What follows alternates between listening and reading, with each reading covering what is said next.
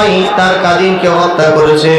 অনেক প্রভাবশালী ছেলেটা, তার মা বাবা টাকা বস্তা নিয়ে তার আত্মীয় তাদের পায়ের কাছে রেখে দিয়েছে, মাথার বেড়িগুলো খুলে খুলে পায়ের কাছে দিয়েছে, আমার সন্তানের জীবনটা ভিক্ষা দাও, কত টাকা লাগবে আমরা দিতে চাই, যদি আমাদের বাড়ি গাড়ি সয় সম্পত্তি সব যদি নিতে চাও তা তোমাদেরকে দিতে রাজি, আমাদের কলিজার টুকরা সন্তানকে তোমরা মাফ করে দাও।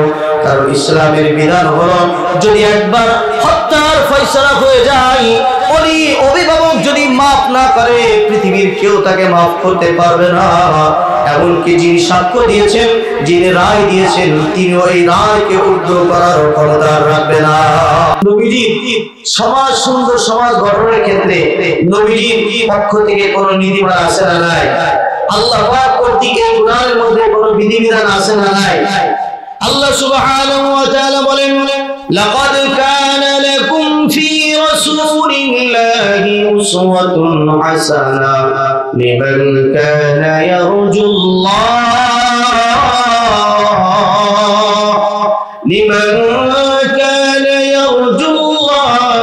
ওয়াল ইয়াওমাল আখির ওয়া যাকারাল্লাহা কাসীরা। আল্লাহু আকবার। আল্লাহ পাক বলেন, আমি আমার হাবিব কেমন মডেল বানিয়েছি, গোটা বিশ্ব জাহানের জন্য এমন আদর্শের মূর্ত প্রতীক বানিয়েছি। ও দুনিয়ার মানুষেরা, তোমরা ছোট হও বড় হও, তোমরা কিশোর হও যুবক হও বৃদ্ধ হও, চাকরিজীবী হও ব্যবসায়ী হও, তোমরা পলিটিক্স হও, তোমরা রাষ্ট্রনায়ক হও, প্রাইম মিনিস্টার হও, মিনিস্টার হও, প্রেসিডেন্ট হও, নারী হও পুরুষ হও, পৃথিবীর কোন মানুষ এমন বলতে পারবে না আমার জন্য আল্লাহর নবীর জীবনের মধ্যে কোনো আদর্শ নাই। আল্লাহ পাক বলেন, গোটা বিশ্ববাসীর জন্য আমি আমার রাসূলকে উত্তম আদর্শের মূর্ত প্রতীক বানিয়েছি। যারা বলেন না সুবহানাল্লাহ। রাসূল করিম সাল্লাল্লাহু আলাইহি ওয়াসাল্লাম সমাজ বিনির্মাণের ক্ষেত্রে যে নীতিমালা আমাদেরকে দিয়ে গিয়েছেন তার এক নম্বর হলো ঈমান ভিত্তিক সমাজ রাষ্ট্র কায়েম করা। বলে সুবহানাল্লাহ। ঈমান এটা আকীদার না, একটা বিশ্বাস। এই বিশ্বাসের ক্ষেত্রে সবাই এক থাকবে। কিভাবে?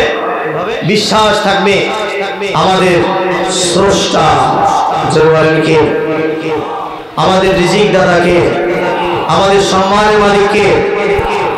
আপনাদের কষ্ট হচ্ছে আল্লাহর কথা বলতে? পৃথিবীর সর্বশ্রেষ্ঠ নাম কি? আর একটু জোরে বলেন আল্লাহ। মুখে তো সারাদিন কত কথা বলি, কত মিথ্যা কথা বের হয়, আল্লাহর নামটা যদি একটু জোরে বের হয়, হতে পারে এমন অনেক মানুষ আছে যারা সারা জীবন আপনার সনম সনম সনম বলে রেখেছে, মূর্তি মূর্তির পূজা বুঝে না বুঝে মূর্তির উপাসনা করেছে, একবার মুখ থেকে সমাজ বের হয়ে গেছে, আল্লাহর নাম বের হয়ে গেছে, আল্লাহ এর ওসিলায় আল্লাহ তাকে হেদায়েতের পথে নিয়ে এসেছেন। বলেন সুবহানাল্লাহ। যেন আল্লাহর নাম নিলে লাভ আছে না নাই? আমার বন্ধুগণ, আল্লাহর নবী সমাজ সুন্দর সমাজ গঠন করার ক্ষেত্রে সর্বপ্রথম যেই নীতি নির্ধারণ করেছেন সেটা হলো ঈমান ভিত্তিক সমাজ গঠন করেছেন। সমস্ত মানুষের ঈমান থাকবে এক আল্লাহর প্রতি। বলেন কার প্রতি? সমস্ত মানুষ বিশ্বাস করবে আমার খালেক আমার আল্লাহ, আমার মালিক আমার আল্লাহ, আমার রিজিক দাতা আমার আল্লাহ, আমার সম্মানের মালিক হলেন আমার আল্লাহ, আমাকে বেইজ্জতি করার মালিক ও আমার আল্লাহ, আমাকে ক্ষমতা দেওয়ার মালিক আমার আল্লাহ, আমার থেকে ক্ষমতা ছিনিয়ে নেওয়ার মালিক দুনিয়ার কেউ নয়, আমার থেকে ক্ষমতা ছিনিয়ে নেওয়ার মালিক ওকে, আমার হায়াতের মালিক আল্লাহ, আমার মউতের মালিক আল্লাহ। সুতরাং এই আল্লাহর প্রতি আমার বিশ্বাস রাখতে হবে।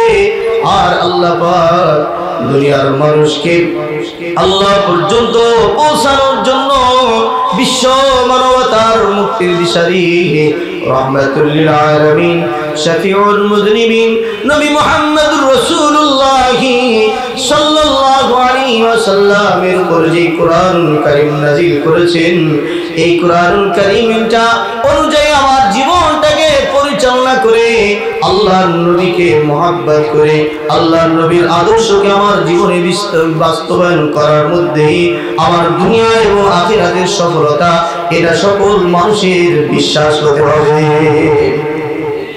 এটা বিশ্বাস রাখতে হবে। এ হলো এক নম্বর সমাজ বিনির্মাণের ক্ষেত্রে রাসূল করিম সাল্লাল্লাহু আলাইহি ওয়াসাল্লামের নীতিমালা ছিল ঈমান ভিত্তিক সমাজ গঠন করা।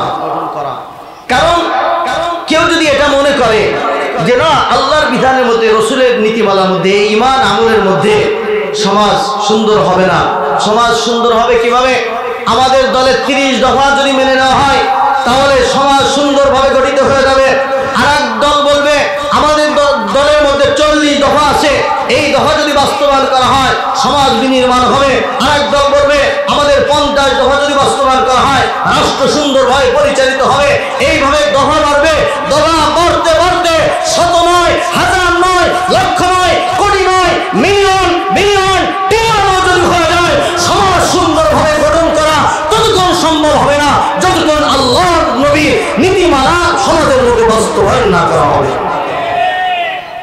আমার বন্ধুগণ, এজন্য সবার ঈমান, আকীদা, বিশ্বাস এটা থাকতে হবে যে সমাজ রাষ্ট্র সুন্দরভাবে পরিচালিত যদি করতে হয় একমাত্র তার মাধ্যম হলো আল্লাহ এবং তার রাসূলের নীতি আদর্শকে দুনিয়ায় বাস্তবায়ন করা। এটা হলো এক নম্বর, মনে রাখবেন। 2 নম্বর হলো রাসূল করিম সাল্লাল্লাহু আলাইহি ওয়াসাল্লাম সমাজ বিনির্মাণ করেছেন ইনসাফ এবং ন্যায় বিচার প্রতিষ্ঠার মাধ্যমে। বলে সুবহানাল্লাহ।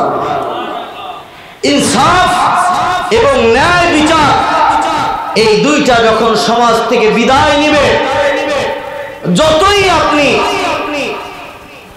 বড় বড় স্লোগান দেন না কেন, যতই নীতি আদর্শের কথা শোনান না কেন, যখন ইনসাফ আর ন্যায় বিচার শূন্য যখন হয়ে যাবে সমাজ থেকে, ওই সমাজকে কোনোদিন সুন্দর করা সম্ভব হবে না।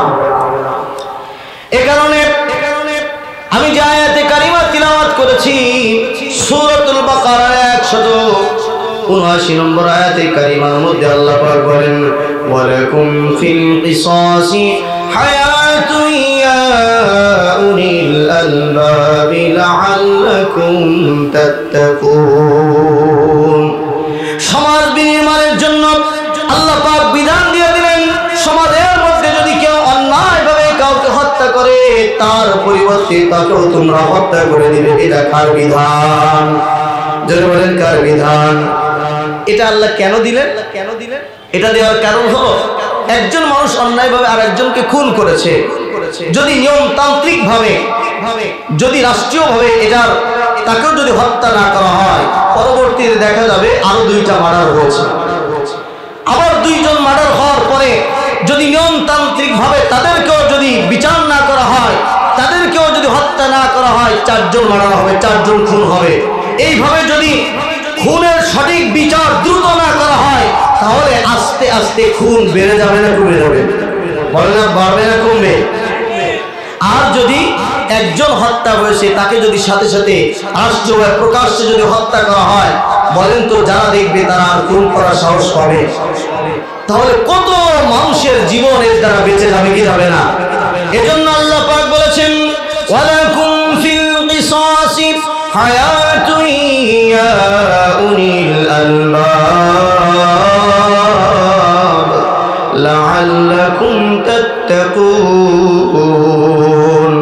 আল্লাহ পাক বলেন, কিসাসের মধ্যে অন্যায়ভাবে হত্যা করলে হত্যার বদলে হত্যা, এর মধ্যে আমি আল্লাহ তোমাদের জন্য বহু জীবন রেখে দিয়েছি। সুবহানাল্লাহ। বহু জীবন আল্লাহ রেখে দিয়েছেন। করছে হত্যা, আল্লাহ পাক বলছেন বহু জীবনের মধ্যে রেখে দিয়েছেন। কিভাবে রেখে দিয়েছেন এটা আমি যে আগে বললাম, এটার মাধ্যমে। অর্থাৎ হত্যার বদলে যখন হত্যা করা হবে তখন হত্যার দরজাগুলো বন্ধ হয়ে যাবে, তখন অনেক মানুষ নিরাপদে বসবাস করবে। সুবহানাল্লাহ। এই কিসাসের পদ্ধতিটা, এই যে হত্যার বদলে হত্যা, ইসলাম যে এই বিধানটা দিয়েছে, এর অর্থ এই নয় শুধু মানুষকে হত্যা করা হবে, হত্যা শুধু বন্যা বয়ে যাবে, এজন্য আল্লাহ এই বিধান দেন নাই। বরং আল্লাহ সুবহানাহু ওয়া তাআলা এই বিধান দিয়েছেন, কঠিন বিধান দিয়েছেন এজন্য যে একটা বিচার করা হবে, লক্ষ মানুষ হত্যা থেকে বিরত হয়ে যাবে। বলেন না সুবহানাল্লাহ। এজন্য ইসলামের বিধান হলো, যদি কিসাস অন্যায়ভাবে কেউ কাউকে হত্যা করে, তাহলে তার বিধান হলো প্রকাশ্যে তাকে হত্যা করা। বলেন গোপনে না প্রকাশ্যে? যেমন আজকে আমাদের হাই স্কুল মাঠ, একেবারে ছোট মাঠ, অনেক বড় মাঠ না, এই মাঠে রাষ্ট্রীয়ভাবে মাইকিং করা হবে, প্রচার করা হবে, প্রসার করা হবে, কে অমুক সময় তাকে হত্যা করা হবে, দিবালোকে সকলের সামনে সকলেই সমবেত হবে, লক্ষ লক্ষ যুবক চলে আসছে, যুবতীরা চলে এসেছে, আপনার পলিটিক্স যারা করে, রাজনীতিবিদ, নেতা নেতৃবৃন্দ, তারা উপস্থিত হয়ে গিয়েছে। সবার সামনে অন্যায়ভাবে একজন হত্যা করেছে, তাকে সবার সামনে তাকে মাথাটা তার দেহ থেকে আলাদা করে দেওয়া হলো। বলেন তো এইভাবে যদি একজন মানুষকে হত্যা করে লক্ষ মানুষের সামনে, এই লক্ষ মানুষ যখন দেখলো যে আমি যদি হত্যা করি, কোনো এখানে কোনো সুপারিশ চলবে না, কোনো মামুখালু দেখা হবে না, আমাকেও হত্যা করে ফেলা হবে, এই 1 লক্ষ মানুষ যখন দেখবে, মিডিয়ার মাধ্যমে কোটি মানুষ যখন দেখবে, তখন তারা হত্যা করতে গেলে একটু তাদের বিবেকে বাঁধবে কি বাঁধবে না? একটু ভয় লাগবে কি লাগবে না? বেশি দূরে নয়, আরবের দিকে তাকান, সৌদি আরবের দিকে তাকান, যুগের পর যুগ চলে যায়, হত্যাকাণ্ড দেখা যায় না। গত বছর আপনারা দেখেছেন একটা ভাই তার কাজিনকে হত্যা করেছে, অনেক প্রভাবশালী ছেলেটা, তার মা বাবা টাকার বস্তা নিয়ে তার আত্মীয় তাদের পায়ের কাছে রেখে দিয়েছে, মাথার বেড়িগুলো খুলে খুলে পায়ের কাছে দিয়েছে, আমার সন্তানের জীবনটা ভিক্ষা দাও, কত টাকা লাগবে আমরা দিতে চাই, যদি আমাদের বাড়ি গাড়ি সয় সম্পত্তি সব যদি নিতে চাও তাও তোমাদেরকে দিতে রাজি, আমাদের কলিজার টুকরা সন্তানকে তোমরা মাফ করে দাও। কারণ ইসলামের বিধান হলো, যদি একবার হত্যার ফয়সালা হয়ে যায়, ওই অভিভাবক যদি মাফ না করে, পৃথিবীর কেউ তাকে মাফ করতে পারবে না। এমনকি যিনি সাক্ষ্য দিয়েছেন, যিনি রায় দিয়েছেন, তিনি ওই রায়কে উদ্ধার করার ক্ষমতা রাখবে না। এরপরে রাষ্ট্র বলেছে আমরা ব্যর্থ হয়ে গেছি, যে সিদ্ধান্ত আল্লাহ পাক দিয়েছেন, ওই অভিভাবক যদি না মাফ করে আমরা এর থেকে আর ফিরে আসতে পারবো না, তাকে ফাঁসি দিয়ে দেওয়া হলো, তাকে হত্যা করা হলো।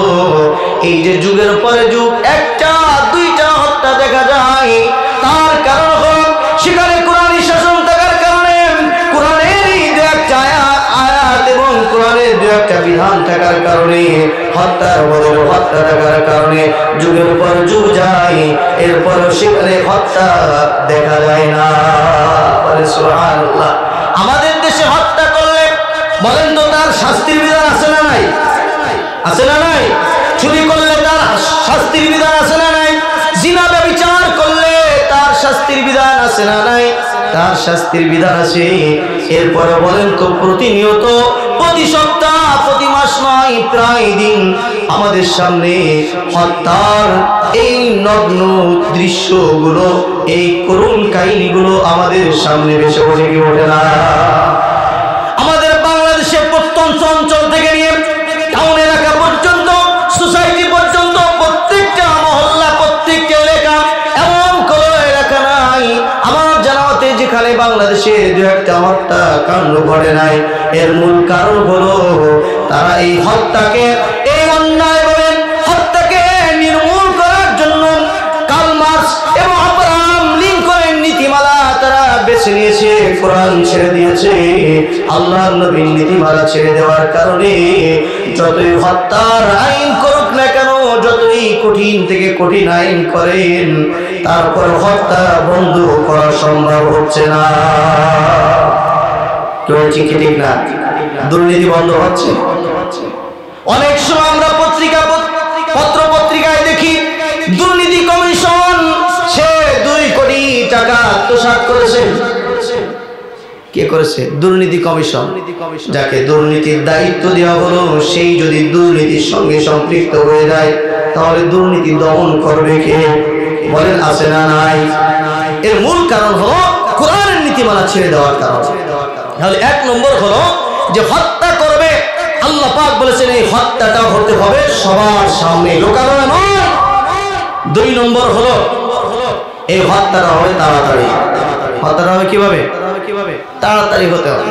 এখন হত্যা করেছে যে হত্যাকারী খুনি, তাকেও শনাক্ত করা গিয়েছে, ধরা পড়েছে। এরপরেও বছরের পর বছর যায়, যুগের পর যুগ যায়, অনেক হত্যাকারী প্রমাণাদি থাকার পরেও আপনার সে হত্যাকারীর বিচার বাংলার মাটিতে হয় না। কি বলে আছে না নাই? ওসি প্রদীপের নাম আপনারা শুনেছেন। জ্বলন্ত প্রমাণ রয়েছে আদালতের মধ্যে, দাঁড়িয়ে মোবাইলে ঘন্টার পরে ঘন্টা কথা বলে। সে মোবাইল পেল কোথার থেকে? আর আলেম জাতির শ্রেষ্ঠ সন্তান উলামায়ে কেরাম নিরাপরাধ আলেমদেরকে সন্তানের সঙ্গে মাসুম বাচ্চার সঙ্গে তারা দেখা করতে দেয় নাই। কি বলেন আছে না নাই? আল্লাহ ধরে ধরে ধরে না, কিন্তু ধরলে আল্লাহ ছাড়েন না। এমন আল্লাহ পাক ধরেছেন, এক ঝাঁকুনিতে সব মামু বাড়ি গিয়ে পড়েছে। ঠিক ঠিক না? শুধু দাড়ি দেখলে কই রাজাকার। এই মালিক একজন আছে, এ টুপি দেখলেই রাজাকার, দাড়ি দেখলেই রাজাকার। একজন বলছে টকশোর মধ্যে, উনি তো 80 সালের পরে জন্ম হয়েছে, তাতে কি হয়েছে? দাড়ি থাকলে রাজাকার। বলে আল্লাহ বলে, যারা তুই দাড়ির পরে এত ক্ষোভ, টুপির পরে এত ক্ষোভ, তোর মরার সময় আপনারা দেখেছেন দাড়ি এত বড় বড় হয়ে গেছে, টুপি একটা পরে অসহায় এতিম অনাথের মতো শুয়ে আছে। আমার বন্ধুগণ, এগুলো আল্লাহর পাকড়াও, এগুলো পাকড়াও করেছেন কে? এজন্য ক্ষমতার বড়াই করতে নাই, এজন্য অহংকারী হতে নাই। আল্লাহ পাক বলেন, অহংকার হলো আমার চাদর। ক্ষমতা অহংকার নিয়ে যারা আমার চাদর নিয়ে যারা টানাটানি করবে, মনে রাখবে আমি আল্লাহ ঢিল দেই, কিন্তু এমন ধরাধরি। ইন্না বাতশা রাব্বিকা লাশাদীদ। আমি আল্লাহর ধরা বড় কঠিন ধরা। আমি আল্লাহ পাক যখন ধরি, ফেরাউনের মতো বাদশাটিকে ধরতে পারে নাই। আমি আল্লাহ যখন ধরেছি নমরুদকে, আমি আল্লাহ একটা ল্যাংড়া মশা দিয়ে ধ্বংস করে দিয়েছি। আমি আল্লাহ যখন ধরেছি আবু জাহল, উতবা, শাইবা, আবু লাহাব, তারা কেউ বাঁচতে পারে নাই। তাদেরও ক্ষমতা কম ছিল না, বেশি ছিল। তাদেরও জনবল ছিল, ক্ষমতা ছিল। তোমরা সামান্য একটু 56,000 বর্গ কিলোমিটারে এই বাংলাদেশের কোন এক জায়গার মন্ত্রী হয়ে, এক জায়গার মিনিস্টার হয়ে, চেয়ারম্যান হয়ে, মেম্বার হয়ে এমন একটা ভাবসাব দেখাবো, এমন একটা উদ্ধত্তপূর্ণ, এমন একটা অহংকারী তোমরা প্রদর্শন করো। মনে রাখবে, অহংকার আমার চাদর। যারাই ইতিহাস থেকে শিক্ষা নাও, যারাই আমার এই চাদর নিয়ে অহংকার নিয়ে টানাটানি করেছে, আমি আল্লাহ তাদেরকে লাঞ্ছিত করে দুনিয়া থেকে বিদায় দিয়েছি। ঠিক ঠিক না? তাহলে বলছিলাম যে আল্লাহ পাকের বিধান হলো কিসাস, এটা তাড়াতাড়ি করতে হবে। মানুষের সেন্টিমেন্ট, মানুষের আপনার হৃদয়ের মধ্যে যে আকাঙ্ক্ষা, এটা তাজা থাকতে থাকতে যদি হত্যা করা হয়, তাহলে এটা প্রভাব মানুষের মধ্যে পড়বে। 10 বছর 20 বছর পরে যদি এটা করা হয়, তাহলে কোন ইস্যুতে এটা যে মানুষের জেল থেকে হারিয়ে যাবে, মানুষের মনেও থাকবে না। মানুষের মধ্যে এটার আর প্রভাব পড়বে না। 3 নম্বর শর্ত হলো, কিসাসের ক্ষেত্রে উচ্চ আদালতে কোনো আপিলের কোনো সুযোগ থাকবে না। আমাদের দেশে জজ কোর্ট, হাইকোর্ট, সুপ্রিম কোর্ট কোন আছে না নাই? জজ কোর্ট থেকে যদি রায় হয়ে যায় শাস্তির, হাইকোর্টে আপিল করার সুযোগ আছে। হাইকোর্ট থেকে হলো সুপ্রিম কোর্ট, এভাবে আপনার উচ্চ স্তরে আপিল করার সুযোগ আছে না নাই? আল্লাহ পাকের বিধান হলো যে না, এটা ইসলাম সম্মত না। কেন? যিনি বিচারক, তিনি যখন নীতিমালার আলোকে বিচার ব্যবস্থার জন্য একটা রায় দিবেন, বলেন তো মন গড়া রায় দিবেন নাকি বিচার যে নীতিমালা আছে নীতিমালার আদর্শে নীতিমালা আদর্শ দিবে না? এখন যদি তারটা যদি উপরের কোর্ট আলা যদি খারিজ করে দেয়, এর অর্থ কি? তিনি যে সিদ্ধান্ত দিয়েছিলেন এটা মিথ্যা, এটা বানোয়াট, এটা আপনার ভুল, এটা অলিক, তিনি এই সিদ্ধান্ত দেওয়ার যোগ্য না। এটা প্রমাণিত হবে কি হবে না? যে করবে তার শাস্তি যদি দেওয়া হয়, সঠিক শাস্তি যদি দেওয়া হয়, বিলম্ব না করে তাড়াতাড়ি যদি শাস্তি দেওয়া হয়, তাহলে সমাজ থেকে অন্যায় দূরীভূত হবে কি হবে না? আমাদের সমাজের মধ্যে এই যে অন্যায়, আজকেই শুনতেছিলাম একজন বলতেছিল তোর আগে 500 টাকা চাঁদা দিতে হবে, এখন 1000 টাকা দিতে হবে। আমি বলি এখন কি জিবরাইল আসে? সবাই তো মামু বাড়ি, এখন কারা আসে? বলে জিবরাইল আসতেছে নাকি আমাদের মতো কিছু মানুষ আসতেছে? আমি যদি বলি আবার অন্য কেউ এগুলো করতেছে, এদের কোনো নাম বলবো না। তো আমাদের মতো মানুষরাই তো চাঁদাবাজি করতেছে, ঠিক ঠিক না? কেন? তারা দেখেছে 16 বছর যারা খুন করেছে, 16 বছর যারা গুম করেছে, 16 বছর যারা চাঁদাবাজি করেছে, টেন্ডারবাজি করেছে, মানুষের আসক্ত হয়ে সমাজের মধ্যে নষ্ট কাজ করেছে, দর্শনের সেঞ্চুরি করে তারা মিষ্টি বিতরণ করেছে প্রকাশ্যে, তাদের যখন বিচার হয় নাই, আর এখন তো ক্ষমতা নয় বলে আমাদের বিচার করার কেউ নয়। এর কারণে সমাজ থেকে মাদকাসক্তি এখনো নির্মূল হচ্ছে না, সমাজ থেকে এখনো খুন খারাপি চাঁদাবাজি টেন্ডারবাজি এখনো নির্মূল হয় নাই। এবারে ঠিক কি ঠিক না? এজন্য দায়িত্বশীল যারা রয়েছেন আল্লাহর নবীর নীতিমালা ফলো করুন। আল্লাহর নবীর নীতিমালা হলো অন্যায় যা করবে বিলম্ব নয়, দ্রুত তাকে দৃষ্টান্তমূলক শাস্তি দিয়ে মানুষের অন্তরে যে আগুন রয়েছে এই আগুন নিভিয়ে সমাজটাকে শান্ত করার চেষ্টা করা। যতই বিলম্ব করবেন ততই ক্ষতির সংখ্যা বেশি না বাড়বে, ততই বাড়বে। আল্লাহ বুঝার তৌফিক দান করবে। আমি আমার বন্ধুরা, তাহলে রাসূল করিম সাল্লাল্লাহু আলাইহি ওয়াসাল্লামের সমাজ সুন্দরভাবে গঠন করা 2 নম্বর নীতিমালা হলো আপনার ইনসাফ এবং ন্যায় বিচার প্রতিষ্ঠা করা। ইনসাফ এবং কি ন্যায় বিচার প্রতিষ্ঠা করা। এক্ষেত্রে আরেকটা বিষয় আল্লাহর নবী এক হাদিসের মধ্যে বলেছেন, সাহাবায়ে কেরামকে লক্ষ্য করে বলেন, ও সাহাবীরা, তোমাদের পূর্বে অনেক কওমকে আল্লাহ পাক ধ্বংস করেছেন। এই ধ্বংস করার মূল একটা কারণ ছিল তারা দুর্বল, যদি সমাজের অন্যায় কোনো কাজ করত তাদের বিচার তারা করত, দৃষ্টান্তমূলক তাদেরকে শাস্তি দিত। কিন্তু ধনী ব্যক্তিরা, সমাজের প্রভাব প্রতিপত্তিশীল যারা রয়েছে, ক্ষমতাবান যারা রয়েছে, তারা একটা নয় শত অন্যায় যদি করে এরপরও তারা তাদেরকে বিচার করত না। এ কারণে আল্লাহ পাক তাদেরকে ধ্বংস করে দিয়েছেন। বলেন তো আমাদের দেশে অনেক সময় একটা রুটি চুরি করেছে ক্ষুধার তাড়নায়, একটা 2 টাকা দামের একটা জিনিস সে চুরি করেছে, এরপরও তাকে নির্মমভাবে মারা হয়, গাছের সঙ্গে বেঁধে রেখে তাকে বেইজ্জতি করা। ছোট একটা বাচ্চা, 7 বছর 10 বছরের বাচ্চা, এরকম আমরা আমাদের দেখা যায় কি যায়? 5 টাকার একটা রুটি চুরি করেছে, তাকে এমন পিটিয়েছে, অথচ যে পিটিয়েছে সে কলমের খোসায় লক্ষ লক্ষ টাকা বাঁচা। 5 টাকা 10 টাকা 20 টাকা দামের একটা রুটি, একটা কলা, একটা পণ্য চুরি করার কারণে তাকে যদি সমাজের শত শত হাজার মানুষের সামনে বেইজ্জতি হতে হয়, তাকে যদি মাথা মুন্ডিয়ে কালি মাখিয়ে তার ইজ্জত হানি করা হয়, তাহলে এই দেশ থেকে যারা হাজার হাজার কোটি কোটি মিলিয়ন মিলিয়ন টাকা পাচার করেছে, হাজার হাজার লক্ষ কোটি মানুষের সামনে তাদেরকে বেইজ্জতি করা দরকার আছে না নয়? দৃষ্টান্তমূলক তাদের শাস্তি শুধুমাত্র ওই 4 দেয়ালের মধ্যে রেখে শাস্তি দিলে জনগণ এই শাস্তি মেনে নেবে না। যখন আমরা তাদেরকে দেখি আদালতে আনা হয়, হাতে কোনো বেড়ি থাকে না, তাদের হ্যান্ডকাপ থাকে না, ডান্ডাবাড়ি থাকে না, মুখে হাস্যর্য চেহারা, মনে হয় যেন শ্বশুর বাড়ি থেকে আসতেছে। কি বলে ঠিক ঠিক না? অথচ নিরপরাধ একজন আলেমকে যখন আনা হয়েছে, বুলেট প্রুফ জ্যাকেট পরানো হয়েছে, হেলমেট পরা হয়েছে, ডান্ডাবাড়ি পরানো হয়েছে, রশি দিয়ে গরুর মতো টেনে টেনে হয়েছে। আল্লাহ পাক বলেন, গরুর মতো টেনে আমার আলেমকে বেইজ্জতি করেছি, আমি আল্লাহ এমন ডাক দিব একজনের দিল্লিতে গিয়ে মানবাড়িতে গিয়ে পড়বে, আর কোনো জায়গা থাকবে না। এ থেকে আমাদের শিক্ষা দরকার আছে না নাই? আমার বন্ধুগণ, এই জন্য আল্লাহর নবী বলেন, ও সমাজের মানুষেরা, সমাজ যদি সুন্দর করতে চাও, সমাজ যদি বিনির্মাণ করতে চাও, সমাজের মধ্যে থেকে মাদক যদি নির্মূল করতে চাও, সমাজ থেকে যদি ধর্ষণ মুক্ত করতে চাও, সমাজ থেকে যদি ইফতিজিং দূর করতে চাও, সমাজ থেকে যদি দুর্নীতি, চাঁদাবাজি, কেন্দ্রবাজি দূর করতে চাও, তাহলে ন্যায় বিচার প্রতিষ্ঠা করতে হবে।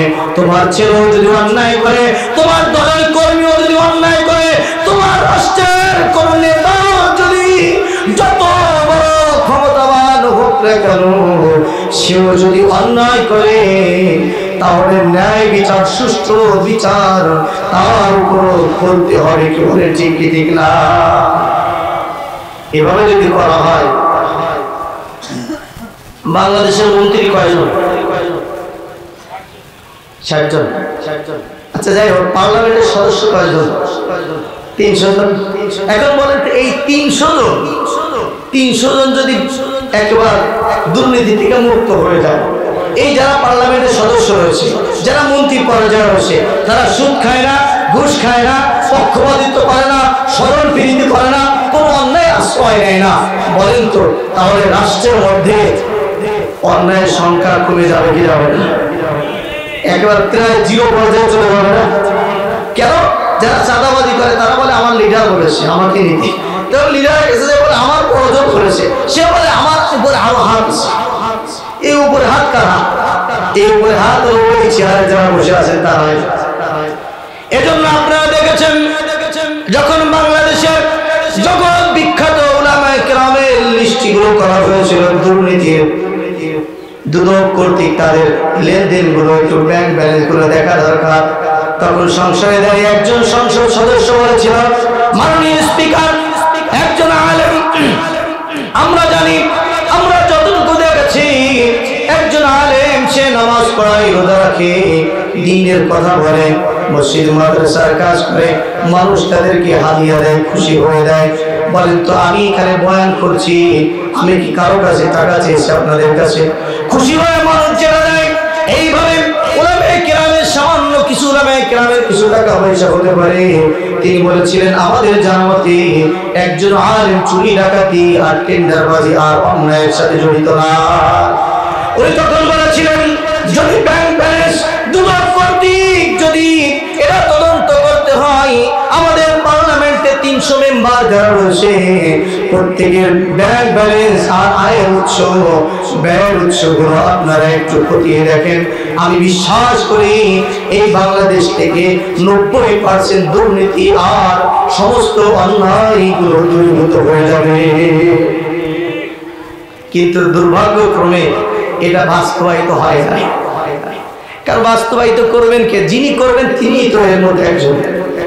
কি বলেন ঠিক কিনা আমার বন্ধুগণ? তো 3 নম্বর হলো রাসূল করিম সাল্লাল্লাহু আলাইহি ওয়াসাল্লাম। 2 নম্বর যে সমাজ সুন্দর করতে গেলে ইনসাফ এবং ন্যায় বিচার প্রতিষ্ঠা করতে হবে। এর বিকল্প কোনো ব্যবস্থার মাধ্যমে রাসূল করিম সাল্লাল্লাহু আলাইহি ওয়াসাল্লাম যেই বিচার ব্যবস্থা দিয়ে গিয়েছেন, আল্লাহ যেই বিচার ব্যবস্থা কোরআন কারীমের মধ্যে দিয়েছেন, বলেন জিনা করলে শাস্তি কোরআনের মধ্যে আছে না নাই? আছে না নাই? মদ খেলে তার শাস্তি আছে না নাই? চুরি করলে তার শাস্তি আছে না নাই? সবাই পড়াতে সময় নাই। আস-সারিকু ওয়াস-সারিকাতু ফাকতাউ আইদিয়াহুমা, চোর যে চুরি করবে ধরা পড়লে তার হাত কেটে দাও।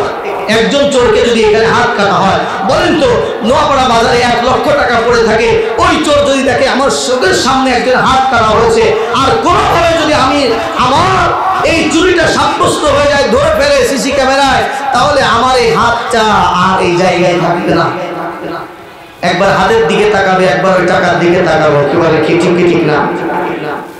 তাহলে চুরি করার শাস্তি কোরআনে আছে, জবান আছে না নাই? জিনার শাস্তি কোরআনে আছে না নাই?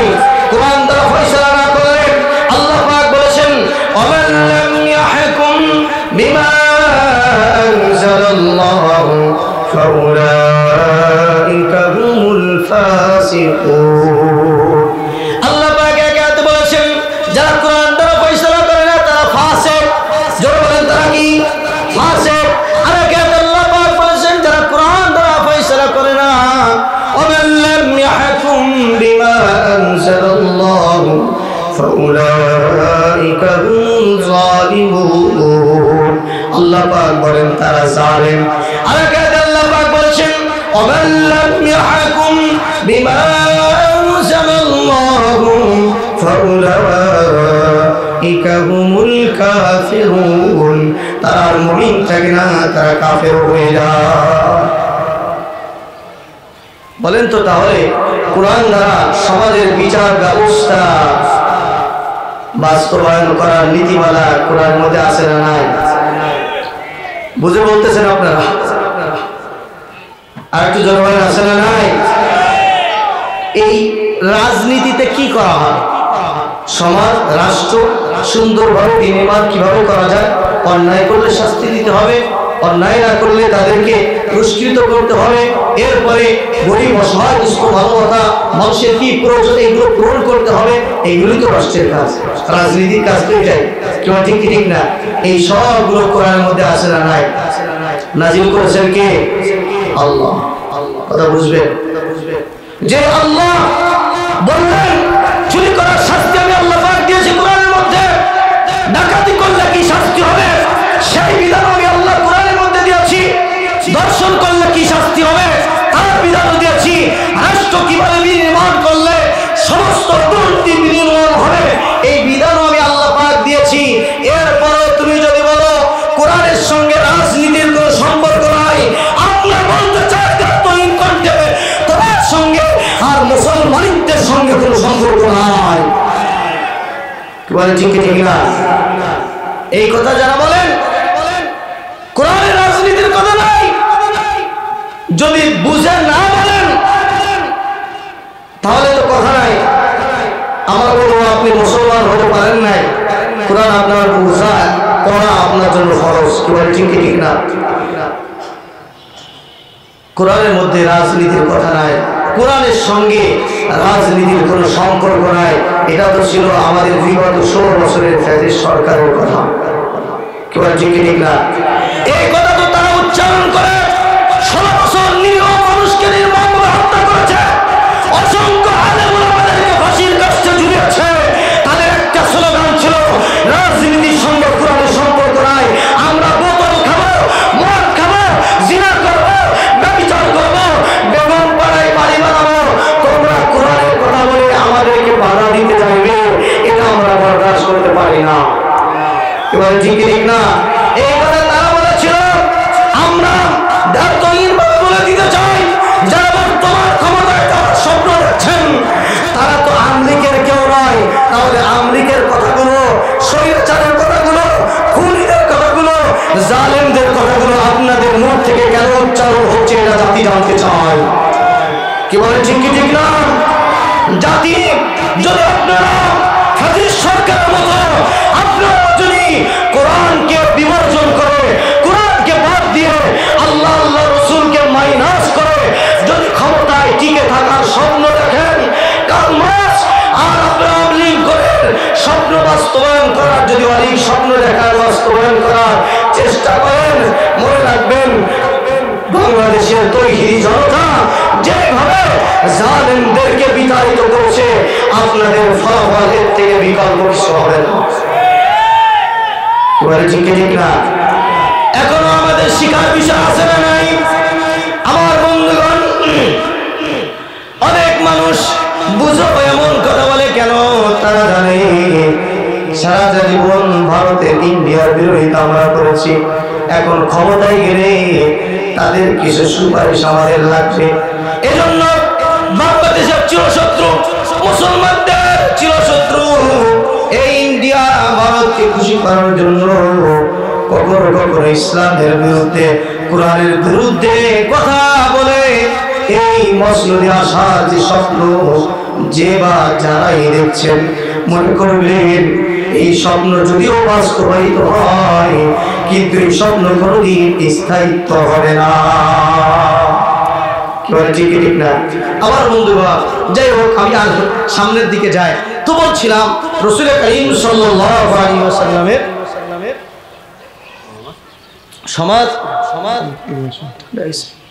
সমাজ বিনির্মাণের জন্য অন্যতম নীতিমালা, গুরুত্বপূর্ণ নীতিমালা ও সমাজের মধ্যে ন্যায় এবং ইনসাফ ভিত্তিক বিচার ব্যবস্থা কায়েম। এরপরে 3 নম্বরের দিকে চলে যায়।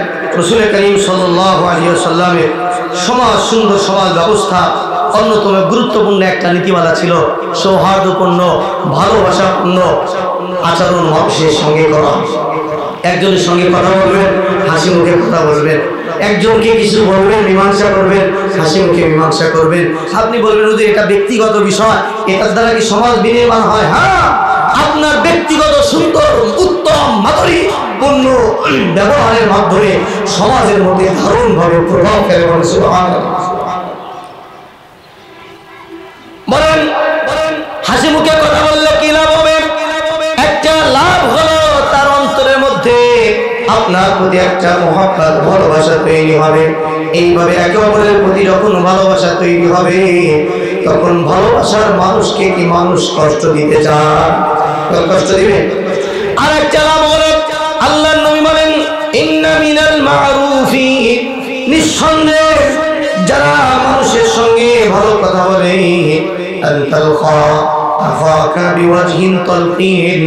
নবী বলেন তোমার ভাইয়ের সঙ্গে যদি হাসি মুখে তুমি একটা কথা বলো, আল্লাহ পাক এর মাধ্যমে আল্লাহ সঙ্গে সঙ্গে একটা নেকি তোমাকে দান করে দিবে।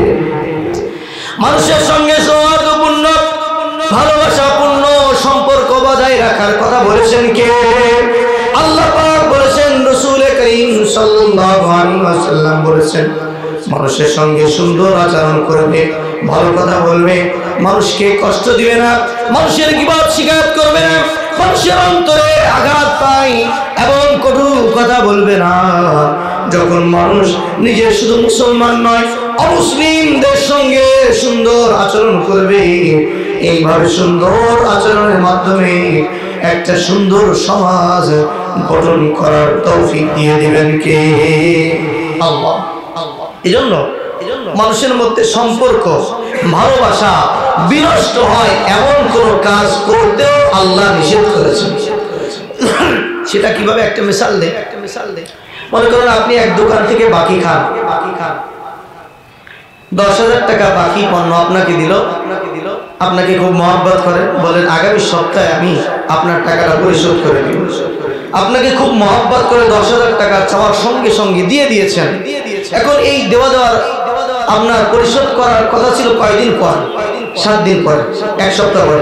এখন 1 বছর হয়ে গেছে, আর তার সামনে যায় না। বলেন তো এই মহব্বত কি থাকবে না কমে যাবে? মহব্বত কমবে কি কমবে না? এজন্য আল্লাহ নবী বলেছেন,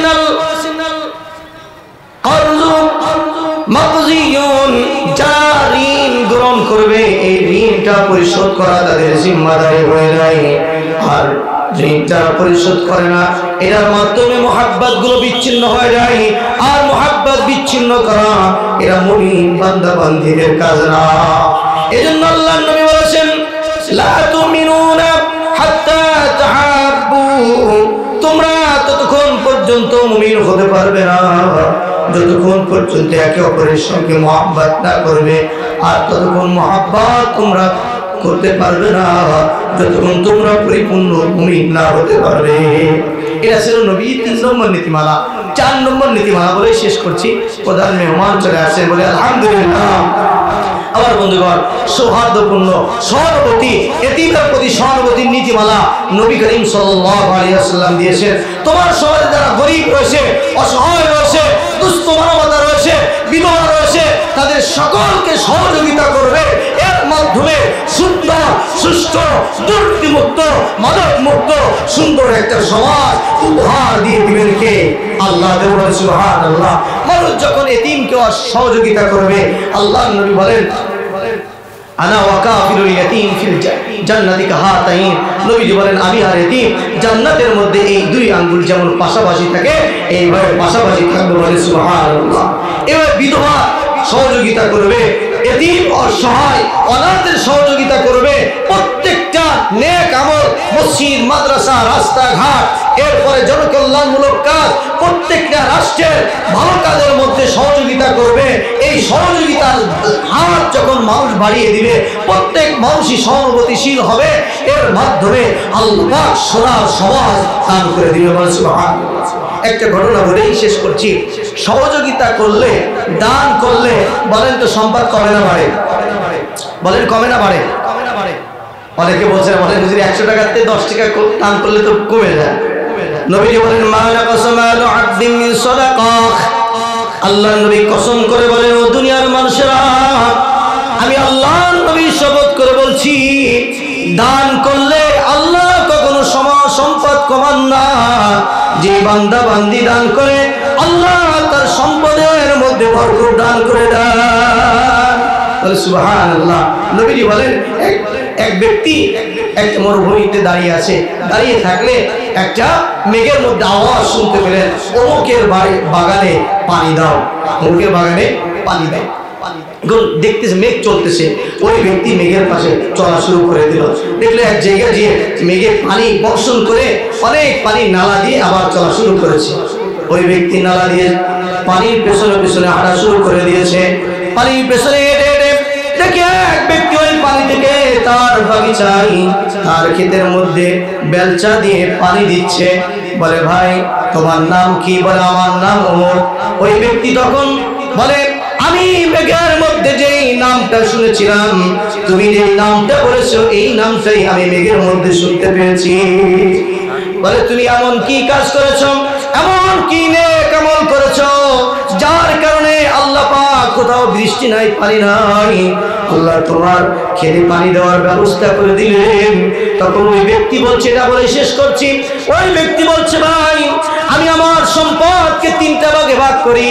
আমার এই সম্পদকে আমি এক ভাগ আমার পরিবার পরিজনের খরচ বহন করি, আর এক ভাগ আমি রেখে দেই, আমি আমার এই চাষাবাদ করার জন্য রেখে দেয়, আর এক ভাগ আমি আমার কন্টিনিউ আমল হলো, আরেক ভাগ আল্লাহর রাস্তায় দান করে দে। সুবহানাল্লাহ। তাহলে দান করে লাভ না লস? আমার বন্ধুগণ, অনেক ব্যবসায়ী ভাইরা সেগুলো আলোচনা করবেন।